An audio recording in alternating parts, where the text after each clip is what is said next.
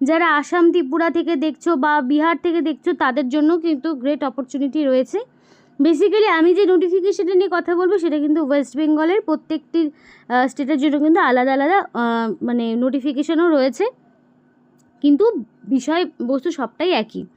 তো এবার এখানে তোমাদের যেটা বলার, সে মিনিমাম যদি তোমার বয়স হয়ে থাকে 18 বছর, আর তুমি যদি ওয়েস্ট বেঙ্গলের পার্মানেন্ট রেসিডেন্ট হয়ে থাকো তাহলে তুমি অবশ্যই আবেদনের জন্য যোগ্য রয়েছো। ছেলে হোক কিংবা মেয়ে, তোমরা কিন্তু প্রত্যেকেই আবেদন করতে পারবে। তো চলো এই ভিডিওতে তোমাদেরকে দেখিয়ে দেবো, A to Z ডিসকাশন করব ভিডিওর মাধ্যমে যে কিভাবে তোমরা অ্যাপ্লিকেশান করবে বা কী কী পোস্ট রয়েছে, কী কোয়ালিফিকেশান, সম্পূর্ণটা তোমাদের সাথে শেয়ার করব। তো ডিটেলস শেয়ার করার আগে তোমাদের প্রত্যেকের কাছে একটাই রিকোয়েস্ট, যে যারা এখনও আমাদের এই চ্যানেলটিকে সাবস্ক্রাইব করোনি তারা ঝটপট চ্যানেলটিকে সাবস্ক্রাইব করো এবং পাশে থাকা বেল আইকনটি ক্লিক করো যাতে করে পরবর্তী সমস্ত ইনফরমেশান পেয়ে যেতে পারো। তো চলো বন্ধুরা, দেরি না করে এবার অফিসিয়াল নোটিশ নিয়ে ডাইরেক্ট বিস্তারিত আলোচনা তোমাদের সাথে শুরু করছি। ফার্স্ট অফ অল ডেটগুলো বলি।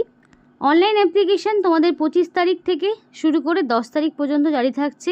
25/8/2026 থেকে 10/9/2026, অর্থাৎ 10 সেপ্টেম্বর হচ্ছে অ্যাপ্লিকেশান করার লাস্ট ডেট। তার মধ্যে তোমাকে কমপ্লিটলি অ্যাপ্লিকেশান সাবমিট করতে হবে। মাথায় রাখবে এটা কিন্তু তোমাদের অনলাইন অ্যাপ্লিকেশান এবং এডিট করার জন্য কোনো স্কোপ তোমরা কিন্তু পাবে না, অন্য ক্ষেত্রে দিয়ে থাকে, এই ক্ষেত্রে থাকছে না। এডিটের কোনো অপশন পাবে না, অনলাইন অ্যাপ্লিকেশান করতে হবে এবং অনলাইন অ্যাপ্লিকেশান করার সময় সম্পূর্ণ কারেক্ট তথ্য দিয়েই অ্যাপ্লিকেশান করতে হবে, নইলে অ্যাপ্লিকেশান কিন্তু বাতিল হয়ে যাবে। আর চেষ্টা করবে 10 তারিখের আগেই, মানে 9 তারিখের মধ্যেই সম্পূর্ণ অ্যাপ্লিকেশান সাবমিট করার, কারণ কি শেষের দিনগুলোতে কিন্তু প্রচুর ওয়েবসাইটে প্রবলেম হয়ে থাকে। এবং নোটিফিকেশানটা কিন্তু 21 তারিখে বেরিয়েছে আর অ্যাপ্লিকেশান 25 তারিখ, তো নোটিফিকেশানটা আগেই বেরিয়েছে। এবার যদি বলি এখানে কারা কারা অ্যাপ্লিকেশান করতে পারবে না, তো যারা ধরো ফাইনাল সেমিস্টারে রয়েছে গ্র্যাজুয়েশনের ক্ষেত্রে, ফাইনাল সেমিস্টার, তারা পারবে না। যাদের এখনও 18 বছর হয়নি তারা কিন্তু অ্যাপ্লিকেশান করতে পারবে না। তো এটা কিন্তু মাথায় রাখতে হবে, মিনিমাম 18 বছর হতে হবে। তো যদি অ্যাপ্লিকেশান করতে হয়, এই যে অফিসিয়াল ওয়েবসাইটটি রয়েছে সেখানে গিয়ে দেখো bank sitting status, enter your Aadhaar number, এই যে এখানে গিয়ে তোমাকে কিন্তু ব্যাঙ্ক সিটিং স্ট্যাটাসটা চেক করতে হবে যে তোমার আধার লিঙ্ক রয়েছে কি না ব্যাঙ্ক অ্যাকাউন্টের সাথে। কারণ আজকে আমি যেটা নিয়ে কথা বলছি এখানে কিন্তু ফার্স্ট অফ অল তোমাদেরকে ট্রেনিং করানো হবে, যেই পোস্টে নিয়োগ করা আছে সেই পোস্ট সংক্রান্ত বিভিন্ন কাজে ট্রেনিং হবে। ট্রেনিং চলাকালীন তোমরা কিন্তু একটা স্টাইপেন্ড পাবে এবং তারপরে সম্পূর্ণ তোমাদেরকে পার্মানেন্ট পোস্টে নিয়োগ করা হবে। এবং অ্যাপ্লিকেশান করার জন্য বা ডিটেলস ইনফরমেশান পাওয়ার জন্য এই অপশানটিতে ক্লিক করতে হবে। তো এখানে কি কি রিকোয়ার্ড ডকুমেন্টস লাগছে, তো অবশ্যই তোমাকে কিন্তু আগে রেজিস্ট্রেশন করতে হবে, কমপ্লিট রেজিস্ট্রেশন করতে হবে অফিসিয়াল ওয়েবসাইট থেকে NATS অথবা NAPS এর আন্ডারে। তো এবার তোমাকে কিছু ডকুমেন্টস, মার্কশিট সহ সমস্তটা ক্লিয়ার ভিজিবল আর কি হতে হবে, সেগুলো আপলোড করতে হবে। এজ প্রুফ হিসাবে মাধ্যমিকের সার্টিফিকেট, আধার কার্ড, পাসপোর্টের মধ্যে যে কোনো একটি, সবটাই দিতে হবে, তার কোনো মানে নেই। যদি তোমার SC ST PWD OBC থেকে থাকে তাহলে অবশ্যই দেবে, কিন্তু সেটা অবশ্যই ভ্যালিড সার্টিফিকেট হতে হবে। OBCর ক্ষেত্রে যত ঝামেলা, তো যাদের ভ্যালিড সার্টিফিকেট রয়েছে আপডেটেড তারাই কিন্তু এখানে অ্যাপ্লিকেশান করবে। ব্যাংকের চালান, চেক এবং ফার্স্ট পেজ অফ পাসবুক অবশ্যই DBT এনেবল থাকতে হবে, যেটা এতদিন ধরে হয়ে আসছে আর কি, রিসেন্ট 1-2 মাস থেকে যেটা নিয়ে সবার আর কি প্রবলেম ছিল, DBT লিঙ্ক, যেটা ছাড়া কিন্তু কোনো রকম বেনিফিটগুলো ঢুকবে না। তো এটাও যেহেতু তোমাকে ট্রেনিং করিয়ে আবার টাকাও দেওয়া হবে, তো ডাইরেক্ট বেনিফিশিয়াল ট্রান্সফার যেটা, সেটা কিন্তু তোমার অ্যাক্টিভ থাকতে হবে, তবেই তুমি স্টাইপেন্ডটা পাবে। এবং রিসেন্ট কালার পাসপোর্ট সাইজের ফটো, সিগনেচার অবশ্যই আপলোড করতে হবে। মনে রাখবে ফটোর ব্যাকগ্রাউন্ডটা হোয়াইট হতে হবে, কোনো রকম হেজিনেস থাকা যাবে না। সিগনেচার আপলোড করতে হবে, রানিং হ্যান্ডরাইটিংয়ে ফুল সিগনেচার করবে। এই সমস্ত ডকুমেন্টসগুলোই কিন্তু আবার ডকুমেন্ট ভেরিফিকেশনের সময় নিয়ে যেতে হবে, কারণ কি এখানে তোমার কোনো রকম রিটেন টেস্ট থাকছে না। এবার অনেকেই বলবে যে ভুলভাল নোটিফিকেশান, ভুলভাল ইনফরমেশান, কাইন্ডলি তার অফিসিয়াল ওয়েবসাইটে যাও, চেক করো, তারপর অ্যাপ্লিকেশান করো। আমি অ্যাপ্লিকেশান তোমাদের তো জোর করে করাবো না, এবার তোমাদের নোটিফিকেশান জানানোর দায়িত্ব আমাদের, সেটা আমরা জানাচ্ছি। তারপর তোমরা অবশ্যই সত্যতা যাচাই করে তারপরে অ্যাপ্লিকেশানটা করবে। তো এবারে দেখো এখানে যেটা বলার যে অবশ্যই ইন্ডিয়ান সিটিজেনশিপ থাকতে হবে, মিনিমাম 18 বছর হতে হবে। ইনকমপ্লিট অ্যাপ্লিকেশন থাকলে তোমাদের কিন্তু অ্যাপ্লিকেশন রিজেক্ট হয়ে যাবে। দেন এখানে অনলি ওয়ান রিজিয়ন বা স্টেট তুমি চুজ করতে পারবে।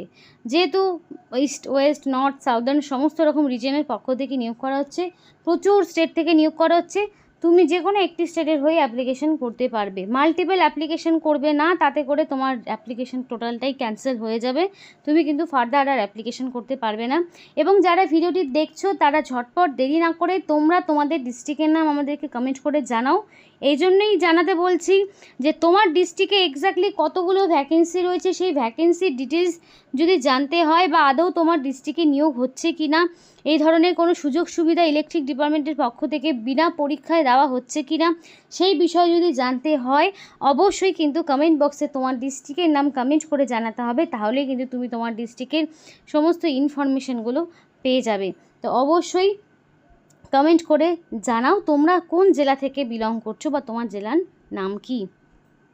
এবার দেখো যদি কোনো ক্যান্ডিডেটকে মানে নট এলিজিবল দেখায়, মানে ডকুমেন্টস ভেরিফিকেশন পরে যখন দেখাবে যে তুমি এলিজিবল নও বা তুমি ফলস ইনফরমেশন প্রোভাইড করেছো, তাহলে কিন্তু তোমাকে যেই পিরিয়ডেই থাকো না কেন তোমাকে কিন্তু ডিসকোয়ালিফাইড করে দেওয়া হবে।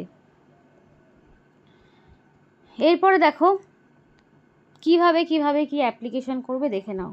অ্যাপ্লিকেশন প্রসেস, NAPS হলে এই যে অফিসিয়াল ওয়েবসাইটটি সেখানে ক্লিক করতে হবে, NATS হলে এই অফিসিয়াল ওয়েবসাইটে ক্লিক করতে হবে এবং রেজিস্টার করতে হবে অ্যাজ এ ক্যান্ডিডেট অথবা স্টুডেন্ট হিসাবে। স্টেপ 2তে কী হবে, career, engagement of apprenticeship, engagement of apprentice এবং তোমাদের এখানে অ্যাপ্লাই অনলাইন, এই 3টে প্রসেস রয়েছে। অনলাইনের মাধ্যমে পাওয়ার গ্রিডের পক্ষ থেকে যেহেতু নিয়োগ করা হচ্ছে, অনলাইন ছাড়া অন্য কোনো মোডে অ্যাপ্লিকেশন হবে না। পরিষ্কার বলা রয়েছে there is no application fees, written examination or interview process for applicant. মানে তোমাদের আরও একটি ভালো সুযোগ যে রিটেন টেস্ট তো থাকছেই না, সাথে ইন্টারভিউ থাকছে না, রিটেন টেস্ট থাকছে না, তাহলে কি অনলি ফর ডকুমেন্ট ভেরিফিকেশন এবং তোমার যে কোয়ালিফিকেশান তার উপর বেস করে একটা মেরিট লিস্ট তৈরি হবে, ব্যাস এটাই। শর্ট লিস্টের ক্যান্ডিডেটকে ডেকে নেওয়া হবে সমস্ত রকম ডকুমেন্টস ভেরিফিকেশনের জন্য। ইনকমপ্লিট অ্যাপ্লিকেশন রিজেক্ট হয়ে যাবে, SC/ST ভ্যালিড সার্টিফিকেট দেখাতে হবে এবং 1:5 রেশিওতে ডাকা হবে, মানে একটি শূন্যপদের ভিত্তিতে 5 জন এইভাবে ডাকা হবে।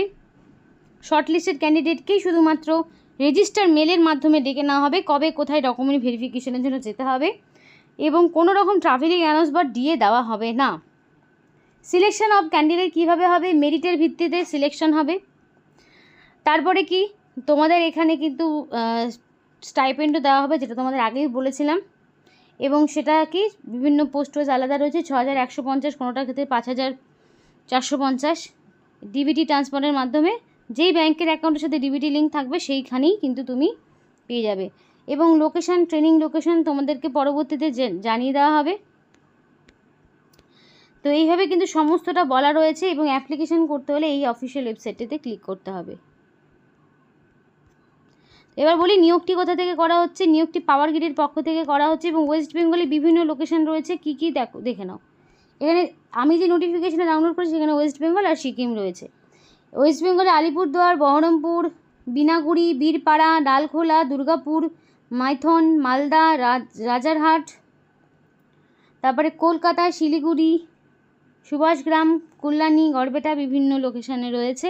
এই সমস্ত লোকেশানগুলোতে কিন্তু তোমাদের নিয়োগ হবে, মানে ট্রেনিং হবে, তারপর লোকেশান, নিজেদের লোকেশান অনুযায়ী তোমাদেরকে নিয়োগ করা হবে এবং কী কী কোয়ালিফিকেশান, ITI লাগবে, ITI ইলেকট্রিশিয়ান, তার উপরে ITI অবশ্যই, ইলেকট্রিশিয়ানের উপরে ITI, ডিপ্লোমা ইলেকট্রিকের উপরে তোমাদের ইঞ্জিনিয়ারিং ডিগ্রি লাগবে, ডিপ্লোমা ইন সিভিল ইঞ্জিনিয়ারিংয়ের উপর ডিগ্রি এবং পাশাপাশি স্টাইপেন্ডের অ্যামাউন্টও দেওয়া রয়েছে। এছাড়াও রয়েছে গ্র্যাজুয়েট ইলেকট্রিক্যাল, গ্র্যাজুয়েট সিভিল, পাশাপাশি কোয়ালিফিকেশান BTech ইলেকট্রিক্যাল ইঞ্জিনিয়ারিংয়ের উপর অথবা সিভিল ইঞ্জিনিয়ারিংয়ের উপরে। তো এই ছিল আজকের সম্পূর্ণ নোটিফিকেশান। যদি তোমাদের ভিডিওটি ভালো লেগে থাকে অবশ্যই লাইক করো এবং চ্যানেলটিকে সাবস্ক্রাইব করো, পাশে থাকা বেল আইকনটি ক্লিক করো যাতে করে পরবর্তী সমস্ত আপডেটগুলো পেয়ে যেতে পারো। তো সকলে সুস্থ থেকো, ভালো থেকো, আর অ্যাপ্লিকেশন প্রসেসে যদি ভিডিও লাগে অবশ্যই কমেন্ট বক্সে আমাদেরকে ইয়েস লিখে জানাও। আজকের মতো এখানেই টাটা। দেখা হচ্ছে পরের আরও একটি নতুন ভিডিওতে।